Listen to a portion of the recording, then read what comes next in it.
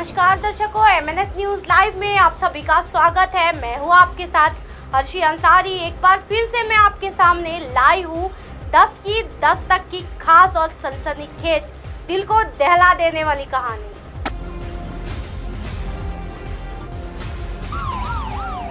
आज जो कहानी, जो वाक्य सुनाने वाली हूँ वो कल की ही कहानी पर निर्धारित है। जैसा कि हमने बताया था कि इस कहानी में पुलिस को कुछ शिनाख्त, कुछ पता नहीं चल पाया है और पुलिस उनके बाद जो चीज़ें नोटिस की वो क्या की वो हम आज बताएंगे।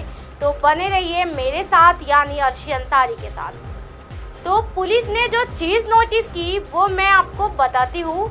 एक तो पुलिस ने ये नोटिस किया कि दोनों की महिलाओं के कत्ल के पहले मारपीट की गई थी। जी हाँ, उनके जिस्म पर कई जगह चोट के निशान मौजूद थे और दोनों के चेहरे पर खून के धब्बे भी थे और दोनों के चेहरे से खून भी निकल रहा था।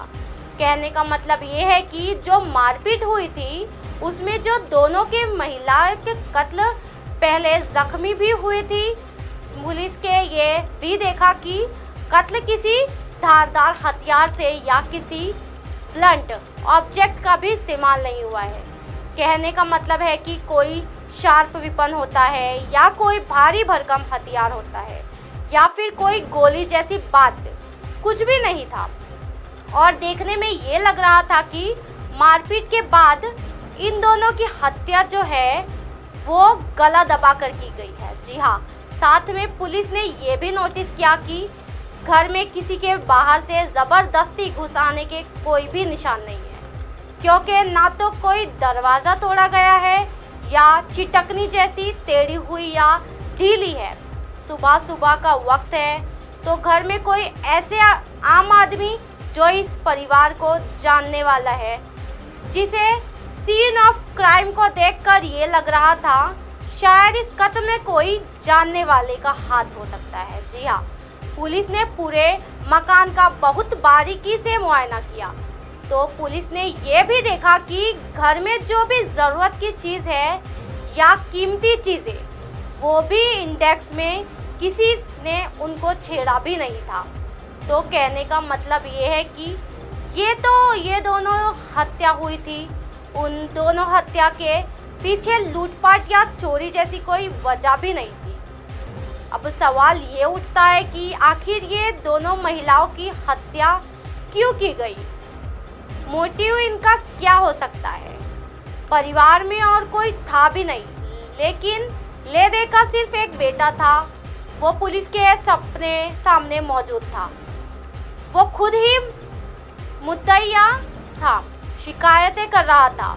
तो पुलिस जो है उन्हें इस केस को सॉल्व करने में जो है बड़ी मुश्किल आ रही थी, वो लगातार उलझ रही थी। जी हाँ, अब पुलिस ने ये तय किया कि बेटा जो स्टेटमेंट दे रहा है, पुलिस अब उन्हीं बातों को पहले वेरीफाई करेगी। पुलिस ने गोली राजभर से जो बताया कि वो एक शादी में गया था, तो पुलिस ने पहले वेरीफाई किया कि वो शादी किसकी थी, कहाँ पर थी। और पुलिस ने जब ये क्रॉस किया तो पुलिस ने देखा कि वाकई उसके एक दोस्त की शादी थी। जी हाँ, जिसमें वो गया हुआ था।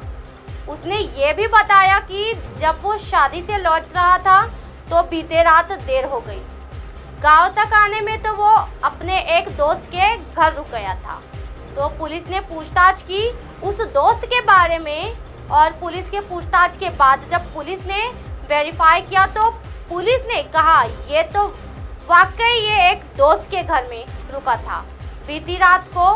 तो कुल मिलाकर वो लड़का पुलिस को जो बातें बता रहा था, ये बातें भी पुलिस को सच लग रही थी। तो लड़के पर भी शक करने की जो वजह तफ्तीश में मामले में आ रही थी, सामने समझ में नहीं आ रही थी।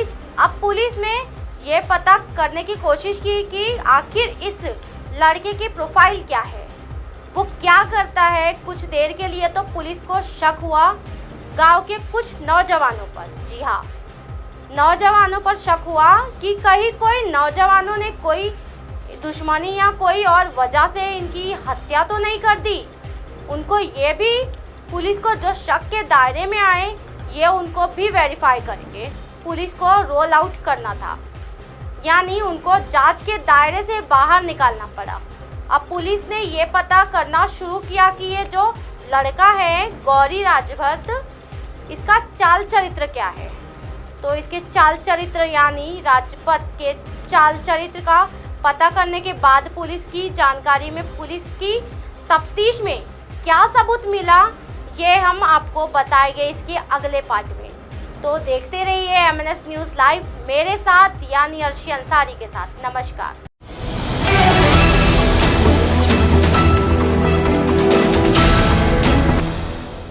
ये है MNS न्यूज़ नेटवर्क और आप देख रहे हैं MNS न्यूज़।